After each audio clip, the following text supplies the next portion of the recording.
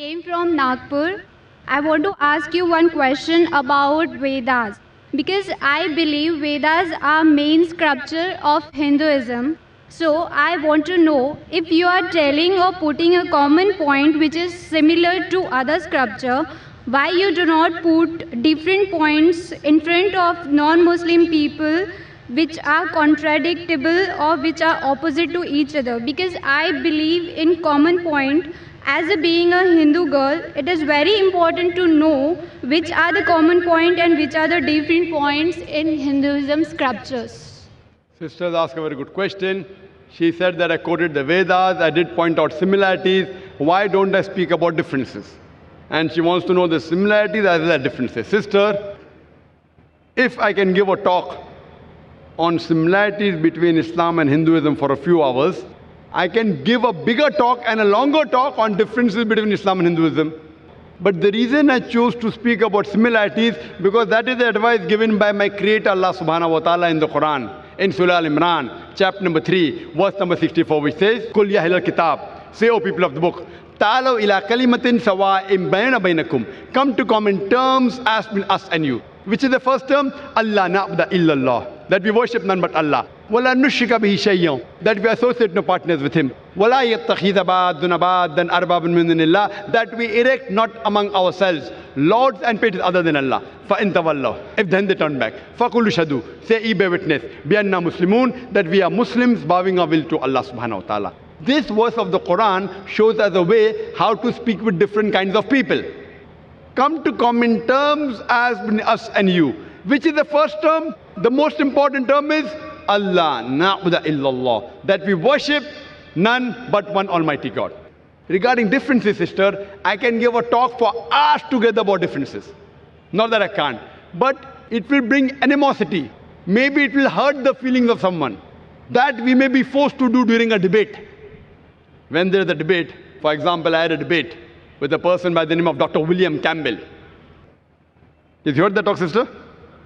Yeah, I have seen your videos. So that talk was talking about differences between Christianity and Islam. Why? He wrote a book saying there are 30 scientific errors in the Quran. And for 8 years, no Muslim replied. In USA, it became a hot seller. So the students of US, they called me and we had a dialogue. The topic was Quran and Bible in the light of science. Whatever allegations they had against the Quran, I replied to all. I posed 38 points from the Bible which is against science. He could not reply to any. So in a debate, I may have to do that. If I have a debate with a Hindu scholar who says that Vedas are completely with science, so then I can talk about the unscientific things. But if I talk about differences, maybe you may feel offended. So if you want to go on a higher level, surely you can ask queries at IRF.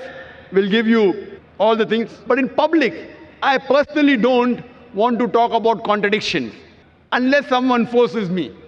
Not that we aren't aware. But if you know the similarity, what I'm telling you, let us agree to follow what is common. So what I tell the people, what is common in the Vedas, in the Bible, in the Quran? Let everyone agree that at least one book is the word of God. Hindus will say, Veda is the word of God. Christians will say, Bible is the word of God. Muslim will say the Quran is the word of God. I tell them a thing which everyone wouldn't mind agreeing. Let us agree to follow what is common. So when you follow the commonalities in the Vedas, in the Bible, in the Jewish scriptures, Talmud, in the Quran, we find all the scriptures says there's one God. All the scriptures says the last and final messenger, Prophet Muhammad, peace be upon him. So I'm asking you, sister, why don't you believe in one God? I want to ask you the question, sister. Do you believe there's one God? Yeah, I believe in one God. Do you believe, sister, that the last and final messenger is Prophet Muhammad, peace be upon him? Just because I am asking you the question, because it is very difficult to understand Quran and Vedas. And I am so much confused which scripture is more important for me to achieve to the God. I mean, to worship sister, to the God. Have you heard my lecture on similarities between Islam and Hinduism, or Muhammad Sallallahu Alaihi Wasallam in the Hindu scriptures? Have you heard that? Yeah, I have heard. Do you know that your scripture says that the last and final messenger is Prophet Muhammad, peace be upon him? Yeah. Do you know that? Yeah. So do you believe Prophet Muhammad is the messenger of God? Yeah, definitely. Do you believe? Yeah. So if you believe there's one God, and you believe that idol worship is prohibited, and if you believe that Prophet Muhammad is the last messenger, in Arabic we call you as a Muslim.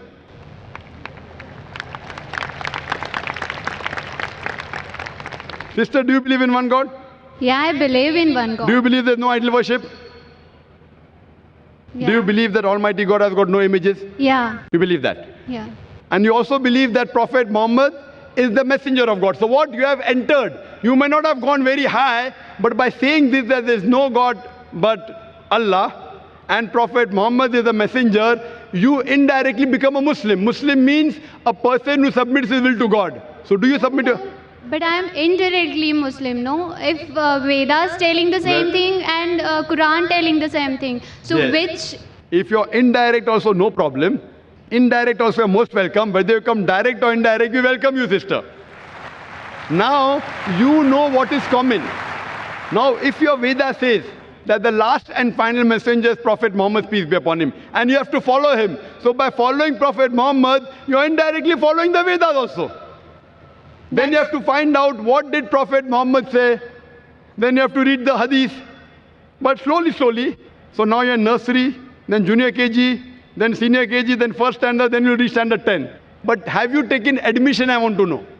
That do you agree that you're a Muslim? Muslim means a person who submits his or her will to God.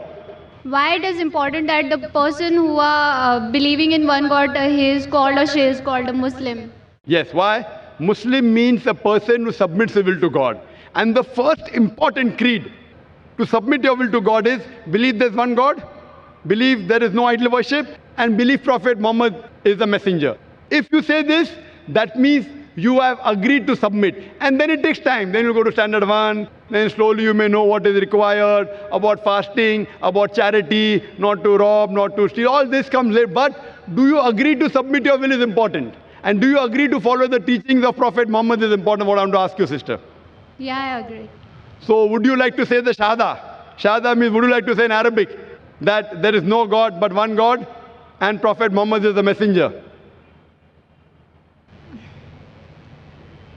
Yeah, there is a one God. And Prophet Muhammad is the last prophet.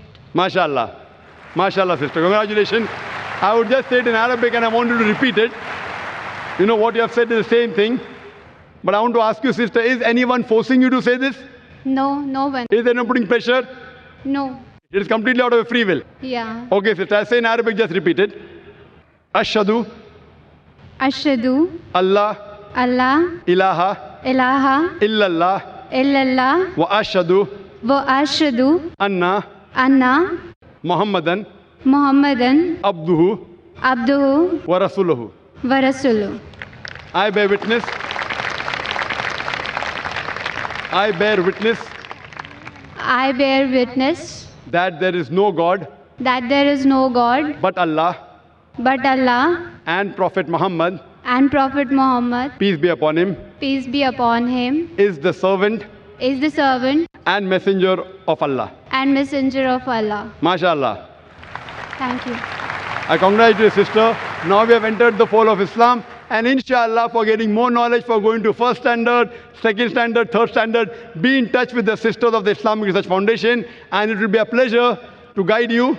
And if you have any queries regarding Quran, regarding Islam, you're most welcome to ask. If you have any queries even regarding Hinduism, Yeah. etc., most welcome, sister. And I pray to Allah subhanahu wa ta'ala that may He grant you Jannah, sister.